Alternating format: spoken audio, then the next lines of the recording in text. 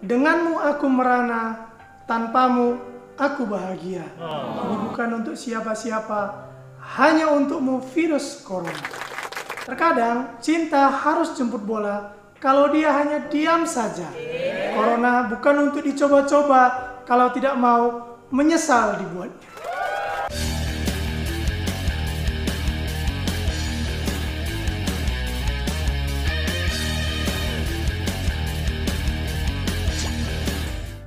Halo teman-teman, bertemu lagi dengan Bang Ginting di channel Coba Yuk. Hari ini saya hanya mau sharing atau cerita tentang pengalaman saya semasa-masa terjangkit oleh virus COVID-19 atau yang kita kenal juga dengan Corona beberapa bulan yang lalu. Cerita atau sharing saya ini semoga bisa bermanfaat untuk kita semua yang mendengarkan. Dan mungkin nanti juga saya akan menyampaikan ada beberapa tips yang mungkin perlu yang diketahui dan juga dilakukan sebagaimana yang saya lakukan ketika terjangkit oleh virus COVID-19 pada saat itu. Kapan Anda terjangkit COVID-19? Saya terjangkit virus COVID-19 atau Corona itu pada bulan Desember 2020. Saya swab di salah satu rumah sakit swasta yang ada di kota Pekanbaru karena telah mengalami beberapa gejala beberapa hari sebelumnya. Jadi hasil swab tersebut menyatakan bahwa saya positif virus COVID-19. Sengaja pada waktu itu saya memang mengambil tes PCR swab dengan hasil yang tercepat yaitu 1 kali 24 jam karena adanya rasa penasaran, adanya rasa keinginan tahuan dan juga termasuk adanya rasa was-was, takut ini akan berpengaruh, takut ini akan melebar kemana-mana terutama kepada seisi keluarga saya. Apa saja gejala yang Anda alami pada saat itu? Jadi seperti yang kita ketahui bahwa virus COVID-19 ini banyak sekali gejala yang bisa ditimbulkannya terhadap seseorang. Dan terhadap setiap orang, gejala itu bisa saja berbeda-beda. Ada yang ringan, ada yang berat, ada yang tanpa gejala sama sekali. Dan ada juga yang bisa hampir semua gejala itu bisa muncul terhadap tubuh seseorang. Jadi pada saat saya terkena virus COVID-19, awalnya sebenarnya pada waktu itu sebelum tanggal 6, kalau tidak salah saya berkisar tanggal 1 Desember dan tanggal 2 sampai dengan tanggal 3 tanpa terpikir sebelumnya bahwa itu adalah COVID-19, saya sempat mengalami kelelahan kurang lebih 2 sampai 3 hari berturut-turut. Kelelahan di sini sepertinya itu adalah seperti kelelahan biasa, mungkin karena terlalu capek sehingga bawaannya harus istirahat, maunya tidur. Saya pikir mungkin ini hanya karena kurang tidur atau kurang istirahat atau terlalu banyak pekerjaan. Dan saya menganggap ya sudah itu hanya yang biasa. Itu yang pertama. Yang kedua, saya lupa tanggalnya pada waktu itu sempat suatu kali pada siang hari saya mengalami batuk kering yang berkepanjangan. Itu hampir 2 jam kurang lebih berturut-turut batuk terus menerus. Dan jujur pada saat itu juga saya masih berpikir ini bukanlah COVID-19.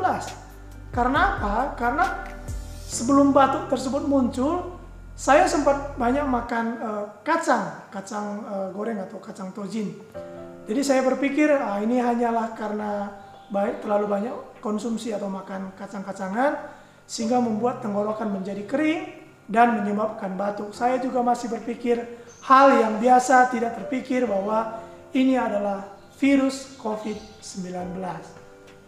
Dan hari berikutnya muncul juga penyakit yang awam yang biasa saja, yaitu panas dalam. Saya juga termasuk orang yang sangat jarang panas dalam, tapi pada waktu itu saya sempat mengalami panas dalam, itu ada di bagian bibir bagian atas. Cuman di panas dalam kali ini gejalanya cukup lama. Biasanya saya kalau panas dalam paling 1-2 hari itu sudah mulai sembuh. Tapi ini 2-3 hari gejalanya makin lama makin menjadi-jadi, makin lama makin perih. Dan perihnya itu sangat menyakitkan sehingga membuat sulit makan. Akibatnya saya berpikir mungkin karena panas dalam ini mungkin karena ada demam atau kurang minum air. Ya, saya hanya mengambil langkah konsumsi air lebih banyak, istirahat dan banyak minum vitamin. Kemudian setelah itu gejalanya belum berhenti, teman-teman. Gejala yang lain masih terus muncul. Pada tanggal 5 Desember, kalau saya tidak salah itu di hari Sabtu, ketika keluar dari rumah pergi ke pasar, saya merasakan sesuatu yang aneh.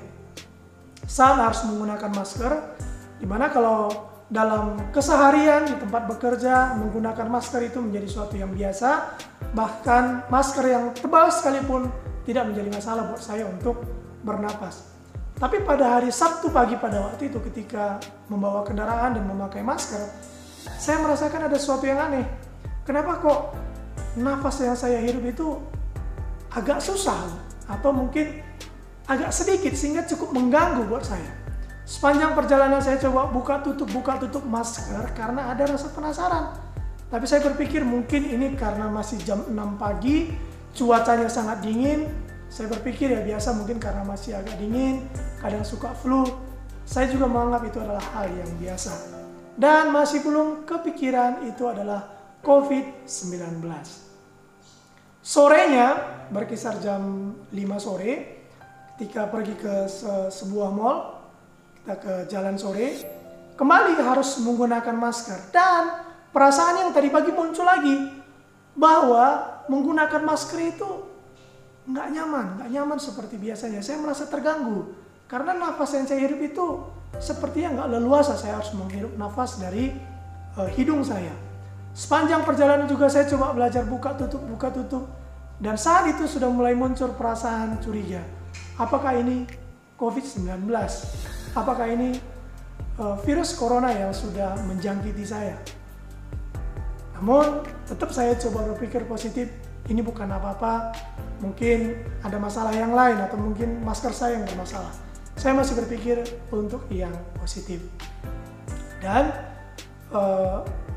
pada hari Minggu tanggal 6 pagi-pagi, badan saya itu mulai nyeri. Pagi harinya itu nyeri hanya pada bagian kaki. Ya, saya masih coba berpikir positif. Nyeri ini mungkin karena terlalu lelah beraktivitas di hari Sabtu. Namun karena saya melihat nyerinya bukan nyeri seperti biasa, bukan nyeri seperti kelelahan biasa, jadi saya putuskan untuk istirahat di rumah. Coba untuk tidak beraktivitas terlalu banyak minum air hangat, dan pada saat itu saya belum ada konsumsi obat. Namun berkisar jam 10, jam 11, nyeri itu bukan hanya pada bagian kaki, namun hampir seluruh tubuh saya mengalami nyeri. Dan itu nyerinya sangat-sangat menyakitkan, sangat-sangat mengganggu. Ya sampai mungkin maaf cakapnya seperti keong yang harus berlipat karena sakitnya. Dan saya mulai memutuskan untuk pisah kamar dengan keluarga. Saya tinggal di kamar sendiri. Dan sorenya saya langsung beli termometer, langsung siap-siap obat demam, obat sariawan.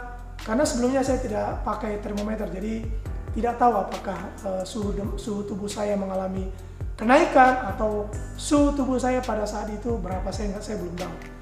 Setelah membeli termometer, malamnya saya langsung minum obat penurun demam.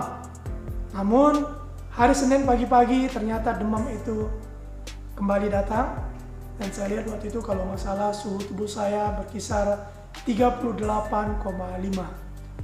Dan setelah melihat kondisi ini, saya memutuskan untuk pindah ke kamar utama yang tersedia kamar mandi, karena saya langsung berpikir jangan-jangan ini adalah COVID-19. Jadi harus memang benar-benar pisah di tempat yang lebih baik, tersedia kamar mandi sendiri, dan harus pisah dengan istri dan anak-anak. Itu adalah gejala-gejala awal yang saya alami sebelum dinyatakan itu adalah COVID-19. 3 hari saya demam berturut-turut, batuk hanya sekali-sekali, namun sariawan itu masih ada dan makin parah sariawannya.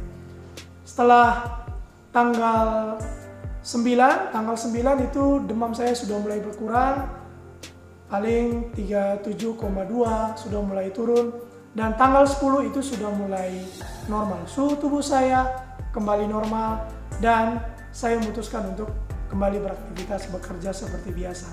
Namun memang ada perasaan aneh di dalam tubuh saya bahwa sepertinya tubuh saya ini lebih ringan atau tidak nyaman seperti biasanya. Kalau bicara demam, saya tidak demam lagi. Batuk, saya tidak batuk. Saya menganggap ini sudah sembuh. Namun dari tanggal 6 sampai dengan tanggal 11, meski kondisi tubuh saya sudah tidak demam lagi, saya sudah memutuskan untuk isolasi mandiri. Jadi meski sudah tidak demam, saya tetap berpisah kamar dengan istri dan anak-anak. Pada tanggal 11 Desember, meski badan saya sudah tidak demam, saya juga merasa ini semua sudah normal. Namun, saya berunding dengan istri untuk memutuskan melakukan tes swab PCR supaya memastikan jangan-jangan nanti ini adalah COVID, ternyata saya kembali beraktivitas dengan istri dan anak itu bisa berbahaya.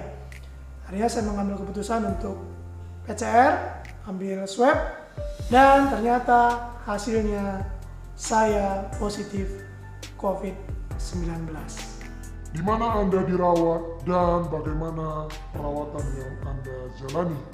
Karena dari pihak rumah sakit menyatakan bahwa virus yang ada di dalam tubuh saya itu tidak terlalu membahayakan dan gejala-gejala saya juga hanya gejala-gejala ringan. Jadi dari pihak rumah sakit swasta yang saya melakukan tes swab menyarankan cukup untuk isolasi mandiri. Jadi saya mengikuti usulan dari pihak rumah sakit. Saya memutuskan untuk melanjutkan isolasi mandiri di rumah. Berapa lama dan apa saja yang Anda lakukan selama menjalani isolasi mandiri? Saya menjalani isolasi mandiri itu full 1 bulan. Jadi selama 1 bulan full itu berada di dalam kamar sendiri, tidak bergabung dengan keluarga. Paling pun kalau harus berkeluarga, keluar dari kamar untuk harus berjemur, harus dengan protokol yang ketat. Apakah ada gejala lain yang Anda alami setelah menjalani isolasi mandiri? Ya, setelah menjalani isolasi mandiri pada tanggal 11 pada waktu itu, seperti yang saya katakan tadi, gejala yang saya alami itu cukup banyak. Yang pertama adalah saya juga mengalami diare, batuk kering juga kembali saya alami, demam juga beberapa kali itu terjadi lagi ke diri saya. Dan yang paling saya takutkan itu adalah adanya gejala sesak napas. Itu yang saya takutkan. Memang pada saat itu saya tidak mengalaminya. Namun ada satu gejala yang lain yang cukup mengganggu adalah adanya rasa berat pada dada. Jadi memang betul kalau orang yang terkena virus COVID-19 itu dadanya itu terasa berat, padat, sepertinya ada benda yang menimpa bagian dada. Itu cukup mengganggu karena itu hampir 2 minggu setelah dari tanggal 11 saya mengalami itu, berangsur-berangsur mengalami kekurangan. Dan selain daripada itu, seperti yang kita tahu bahwa ada penyakit baru atau gejala baru yang dialami, yaitu sulit tidur. Ya, setelah juga konsultasi dengan seorang teman yang pernah terjangkit COVID-19 dan sudah sembuh, dia sempat mengatakan bahwa bisa saja nantinya saya akan mengalami kesusahan atau kesulitan tidur. Dan ternyata saya mengalami hal itu. Saya tidak tahu apakah itu karena saya stres, apakah karena beban pikiran, kekhawatiran, tapi hampir 2 minggu saya mengalami itu. Biasanya saya bukanlah orang yang sulit untuk tidur, bukanlah orang yang sulit untuk bisa terlelap. Tapi kali ini saya bisa lihat kalau saya jam 8 malam itu sudah mulai berbaring, saya bisa pastikan bahwa jam setengah 10 saya masih belum tertidur. Itu selama 2 minggu saya mengalami hal itu. Sampai-sampai saya harus mencoba dengan alat bantu, yaitu menghidupkan musik-musik yang rileks. Saya berharap dengan adanya musik-musik yang rileks saya bisa tidur dengan lelap. Dan menghilangkan atau hilangnya kesulitan untuk tidur dengan cepat seperti normal biasanya itu juga membutuhkan waktu yang cukup lama. Dan itu juga membuat saya sempat merasa ketakutan. Ya jujur, saya sampai ketakutan kalau sudah jam 6 sore ke atas. Kenapa? Karena yang saya takutkan adalah saya nggak bisa tidur. Ya orang biasanya kalau udah sore atau malam, dia akan nyaman karena dia tinggal istirahat. Makan, minum, makan obat-obatan dan vitamin, tinggal tidur. Tapi saya mengalami ketakutan pada saat itu karena sulit tidur. Apakah orang di sekitar Anda tahu Anda positif COVID-19? Dan bagaimana respon mereka? Ya, saya tinggal di komplek perumahan.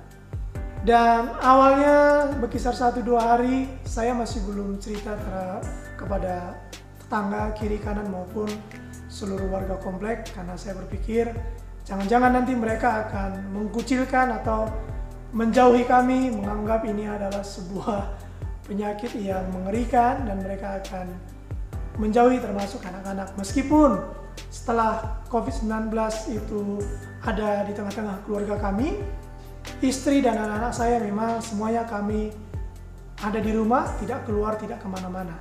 Namun beberapa hari kemudian, hal ini ternyata diketahui oleh warga juga dan kami memutuskan untuk berterus terang. Dan saya sampaikan di grup tempat perumahan bahwa saya mengalami virus COVID-19 dan sudah menjalani isolasi mandiri. Ya, jujur saya katakan kepada seluruh warga supaya mereka juga bisa lebih hati-hati dan semua kami akan tetap menjalani isolasi mandiri. Namun saya bersyukur dan saya katakan jempol, bahkan kedua jempol saya untuk warga perumahan tempat saya tinggal, karena saya tinggal di perumahan di mana warganya semuanya hidup saling tolong menolong. Itu yang namanya hidup bergotong royong dan hidup di dalam kebinekaan Pancasila. Saya sangat merasakan itu. Ya, meski kita tinggal dengan berbagai suku, berbagai agama, tapi itu tidak menjadi satu pembeda, sesuatu yang membedakan kami. Ya, tapi saya melihat bahwa seluruh warga menanggapi hal ini dengan baik. Mereka memberikan dukungan, mereka memberikan doa, ya mereka support dengan yang terbaik, bahkan mereka juga membantu. Ya, saya sangat berterima kasih buat seluruh warga tempat saya tinggal atas bantuan, atas support, atas doa, bahkan atas semua makanan-makanan yang Bapak Ibu buat warga yang sudah berikan buat kami. Ya, saya sangat bangga, sangat terharu. Jujur pada saat itu saya sempat meneteskan air mata karena pagi-pagi beberapa hari setelah menjalani isolasi bergantian ada warga yang memberikan makanan, bahkan tanpa kita tahu. Pagi-pagi kita bangun, kita buka pintu, di luar sudah tersedia makanan, tersedia bekal. Saya sangat bersyukur, saya sangat berterima kasih Tuhan yang memberkati seluruh warga yang sudah membantu. Bagaimana rasanya menjalani isolasi mandiri? Teman-teman, saya mau sampaikan, isolasi mandiri itu tidak menyenangkan. Isolasi mandiri itu sangat menyakitkan. Makanya tadi saya sampaikan di dalam pembuka bahwa jangan pernah coba-coba dengan virus corona. Jangan pernah main-main dengan COVID-19. Karena tubuh kita belum tahu bagaimana akan memberikan respon kalau virus COVID-19 itu datang. Meskipun mungkin banyak orang beranggapan menjalani isolasi mandiri itu menyenangkan, saya sampaikan menjalani isolasi mandiri itu sangat menyakitkan. Meskipun gejalanya hanya ringan. Ya mungkin kalau kita membayangkan kita tinggal duduk di kamar, tidur di kamar, tidak beraktivitas, menyenangkan, kita bisa nonton mungkin, bermain handphone dan segala macamnya. Tapi jujur itu sangat menyakitkan. Karena apa? Yang pertama adalah kita nggak bisa beraktivitas, kita nggak bisa berkomunikasi, kita nggak bisa bersentuhan langsung dengan keluarga, mungkin dengan istri, dengan suami, dengan anak-anak. Dan itu sangat menyedihkan. Menyedihkan sekali ketika saya harus keluar kamar untuk berjemur, istri dan anak saya harus menjauh, mereka harus pergi, mungkin ke belakang atau kemana. Dan ketika saya lewat, mereka harus semprot disinfektan. Dalam hati kecil saya jujur itu adalah suatu yang sangat menyedihkan. Dan saya nggak mau lagi mengalami hal itu. Kemudian di luar daripada itu, Kalau kita menjalani isolasi mandiri, kita makan sendiri, cuci baju sendiri, cuci piring sendiri. Dan yang sangat menyedihkan lagi adalah ketika kita makan, makanan itu diletakkan di depan pintu tanpa harus menyerahkan langsung oleh istri atau keluarga. Itu adalah hal yang sangat menyedihkan. Seperti foto berikut ini. Ini adalah foto ketika saya harus makan, makanan diletakkan di depan pintu. Teman-teman bisa bayangkan seperti apa kondisinya makan seperti itu. Yang gak bisa disalahkan, keluarga harus melakukan hal itu karena itu juga untuk kebaikan mereka dan kebaikan kita. Jadi biasanya kalau istri saya sudah meletakkan makanan, dia akan ketok pintu saya menggunakan tongkat atau menggunakan sapu. Dan ketika saya keluar mereka harus pergi. Dan saya harus menutup pintu. Selama 1 bulan harus begitu. Itu adalah sesuatu yang sangat menyedihkan. Jadi pertimbangkan kalau teman-teman coba tawar-menawar dengan virus COVID-19, tetaplah patuhi protokol kesehatan. Apa Saran Anda kepada teman-teman apabila terjangkit COVID-19 atau sebagai tindakan berjaga-jaga? teman-teman, saya sampaikan tadi, virus ini bukan virus yang main-main. Belum ada obatnya. Sekalipun saat ini sedang digalakkan vaksin dan kita harus dukung penuh, namun belum ada obat yang bisa menyelesaikan apabila seorang terjangkit virus ini. Beberapa tips atau masukan atau saran dari saya buat teman-teman apabila terjangkit virus COVID-19 atau hanya sekedar untuk berjaga-jaga, menurut saya ini juga perlu. Yang pertama adalah tetaplah patuhi protokol kesehatan. Pakailah masker. Jangan pernah negosiasi, jangan pernah tawar-menawar dengan protokol kesehatan. Pakai masker, cuci tangan, jaga jarak. Ya, ketika saat ini kita sudah menjalani proses vaksinasi, ayo dukung. Pastikan semua kita ikut divaksin. Yang kedua adalah tetaplah usahakan minum air hangat yang banyak setiap hari. Jika memungkinkan hindari yang dingin-dingin. Ya, minum air hangat karena selama saya menjalani isolasi mandiri itu setiap harinya dari pagi sampai malam minumannya selalu minum air hangat. Yang ketiga, banyak-banyaklah makan yang bergizi. Sayur-sayuran, ikan, daging, telur. Ya, saya waktu menjalani isolasi mandiri itu telur rutin setiap hari. Kadang 3 kali sehari telur rebus ya. Usahakan jangan yang goreng-gorengan karena akan berpengaruh kepada tenggorokan. Makan buah juga sangat baik. Ya, makan buah, minum jus, makan sayur-sayuran. Kita sudah mendengar banyak cerita atau orang-orang yang sudah terjangkit virus COVID-19 bahwa makan buah-buahan, makan sayur-sayuran, makan yang bervitamin itu sangat baik. Karena daya tahan tubuh kita lah yang akan menentukan kita menang atau kita kalah ketika berhadapan langsung dengan virus COVID-19. Kemudian yang berikutnya, pastikan istirahat yang cukup. Istirahat yang kurang akan membuat daya tahan tubuh kita melemah. Daya tahan tubuh melemah akan membuat tubuh kita gampang diserang oleh penyakit. Sehingga kalau COVID-19 itu datang, maka gejala yang kita alami juga akan pastinya lebih parah. Yang berikutnya adalah pastikan kita tetap bahagia dan berpikir yang positif. Ya, karena hati yang gembira itu adalah obat. Jadi jangan patah semangat, kalaupun kita sudah terjangkit virus COVID-19, dari diri kita sendiri harus berusaha membangkitkan semangat. Ya, kita harus berusaha untuk tetap bahagia, tetap happy ketika menjalani isolasi mandiri. Lakukan apa yang membuat kita senang. Mungkinkah itu bermain musik, mungkinkah itu baca buku, mungkinkah itu harus bernyanyi dan yang lain. Apa yang kita senangi lakukan saja. Dan kepada semua keluarga, ayo dukung kalau ada keluargamu yang terjangkit virus COVID-19. Jangan hanya sekedar memberikan tuduhan, tapi dukung mereka supaya mereka semangat dan cepat pulih.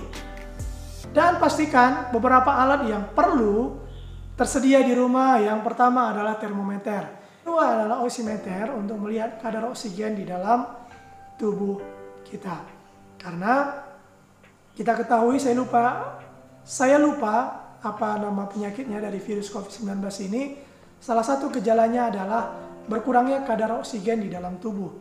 Banyak orang menganggap tubuhnya biasa-biasa saja, tidak mengalami gejala-gejala yang parah, tapi dia tidak menyadari bahwa kadar oksigen di dalam tubuhnya sudah berkurang dan tiba-tiba dia bisa saja lapse atau bahkan lewat. Jadi itu sangat perlu teman-teman. Sekali lagi, termometer, oximeter, sediakan juga obat-obatan, obat demam, obat radang, vitamin suplemen, vitamin tambahan jika perlu sediakan untuk dikonsumsi di rumah. Kalau pada waktu saya terjangkit yang saya konsumsi itu adalah vitamin C, vitamin D, B kompleks, ya teman-teman bisa beli, ada banyak yang jual, bisa beli di apotik, atau yang herbal, ya terserah teman-teman. Mau yang mana yang lebih cocok, silakan. Oke, yang terakhir teman-teman, saya ingatkan, corona bukan untuk dicoba-coba, corona itu ada. Kalau kita masih ragu ada atau tidak, dari saya katakan itu ada, dan hati-hati, ya, jangan lengah, hati-hati, tetaplah pakai masker, cuci tangan, jaga jarak, ikuti protokol kesehatan, dan jangan terlalu khawatir karena itu akan menurunkan imun tubuh kita. Saya berharap kita semua dalam keadaan sehat, dan kalau ada yang di antara teman-teman yang sedang terjangkit, semoga lekas sembuh. Tetap semangat menjalani masa-masa pandemi saat ini. Kita pasti bisa melaluinya sampai pandemi berlalu. Jangan lupa teman-teman dukung channel Coba Yuk dengan klik subscribe, like, dan komen.